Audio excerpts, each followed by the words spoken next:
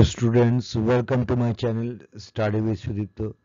আজকে merry Christmas সম্বন্ধে কলকাতায় যে সেলিব্রেশনটি হয় তার উপর তোমাদের কতগুলি তথ্য বা কতগুলো জানার বিষয়ে তোমাদেরকে জানাচ্ছি।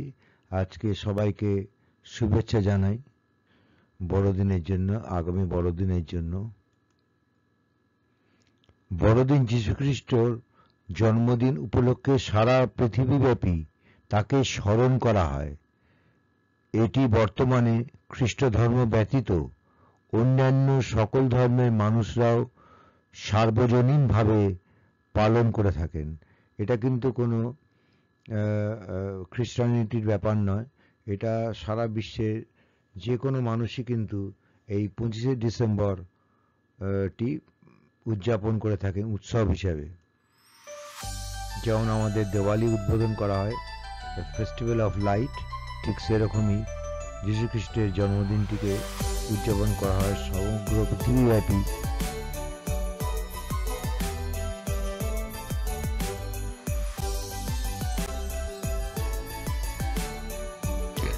কলকাতা ক্রিসমাস উৎসব প্রতিটি ডিসেম্বরে পার্ক স্ট্রিটে অনুষ্ঠিত হয়।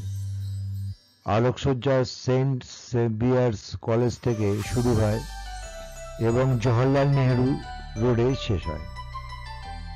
ছবিটা দেখা যাচ্ছে কত সুন্দর, বাবা মায়ের সাথে ছোট্ট বাচ্চাটি।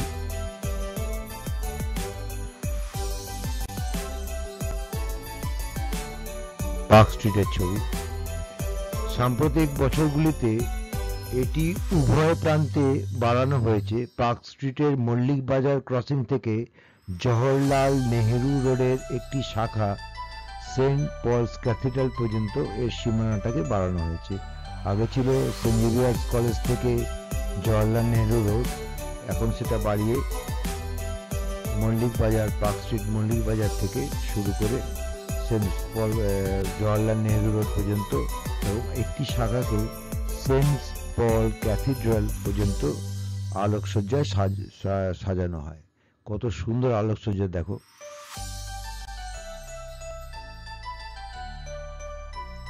বিভিন্ন ব্যান্ড এবং গায়ক দল পার্ক স্ট্রিটের অ্যালেন পার্কের মঞ্চে পারফর্ম করে। তাহলে অ্যালেন পার্কে একটি মঞ্চ তৈরি হয়, সেখানে তারা সবাই বিভিন্ন গানের দল বা একক মানুষও কিন্তু গান গেয়ে থাকেন। একটি ক্রিসমাস প্যারেডও আয়োজন করা হয়, যেখানে প্রায় 500 স্কুল শিশু সংগ্রহ করে, যেখানে অংশগ্রহণ করে 500 স্কুলের বাচ্চারা। এরকম একটি প্যারেডও আয়োজন করা হয়। এটিও পার্ক স্ট্রিটের অন্যদিককার ছবি।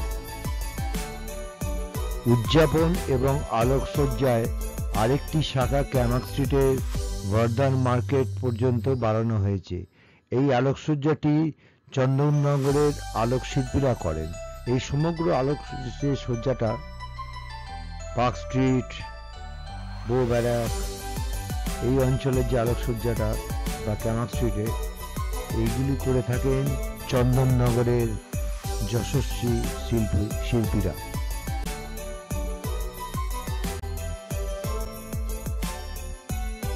এটাও পার্ক স্ট্রিটের আরেকটি ছবি। কলকাতা ক্রিসমাস ফেস্টিভ্যাল অনুষ্ঠিত হয় 22শে ডিসেম্বর থেকে 30শে ডিসেম্বর পর্যন্ত।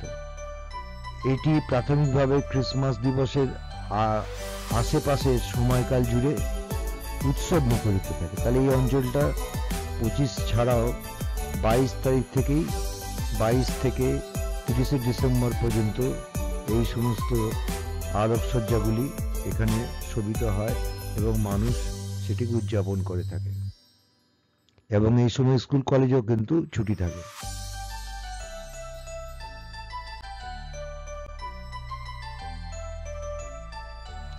পার্ক স্ট্রিটের অ্যালেন পার্কের উৎসবের আয়োজন করা হয় ক্রিসমাস এবং নববর্ষের প্রাক্কালে। পার্ক স্ট্রিটকে ক্রিসমাস এবং নববর্ষের প্রাক্কালে শুধুমাত্র হাঁটার জায়গাতে পরিণত করা হয় এখানে একটা বিষয় আছে, এখানে কিন্তু পার্ক স্ট্রিট দিয়ে সেই সময় কিন্তু কোনো গাড়ি চলাচল করে না, শুধুমাত্র পায়ে হেঁটেই যেতে হয়, পায়ে হেঁটেই জায়গাটিকে পরিক্রমা করতে হয়।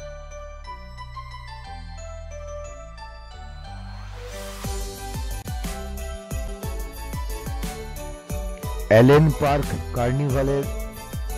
পার্ক হচ্ছে কার্নিভালের নিউক্লিয়াস, মানে অ্যালেন পার্ককে কেন্দ্র করে কিন্তু কার্নিভালটা শুরু হয়।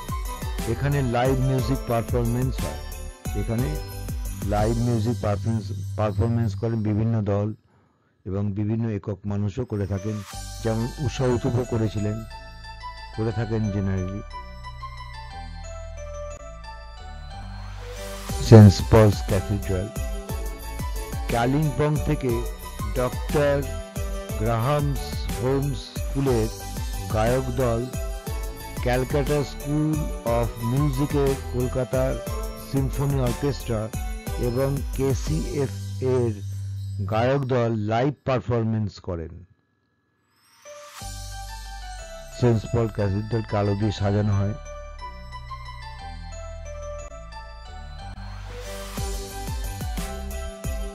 পার্ক স্ট্রিটের লাগোয়া একটি ছবি।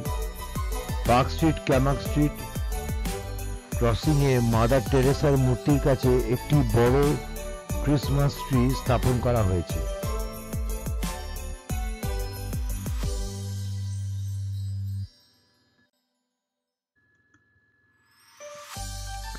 পার্ক স্ট্রিট বড়দিনের আগের দিন, বড়দিনের দিন, নববর্ষের আগের দিন এবং নববর্ষ ইংরেজি নববর্ষের দিনে একটি পথচারী রাস্তায় পরিণত হয়। আজকের ভিডিওটা এখানে শেষ করলাম। আশা করি তোমাদের ছবিগুলো ভালো লাগবে। তোমরা সবাই ভালো থাকবে, সুস্থ থাকবে, এই কামনা করেই ভিডিওটা শেষ করলাম। আরেকটি ছবি রয়ে গেছে।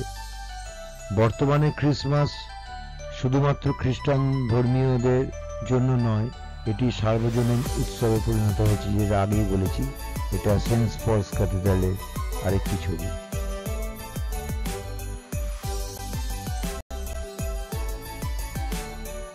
Thanks for watching. Like and comment. Subscribe please.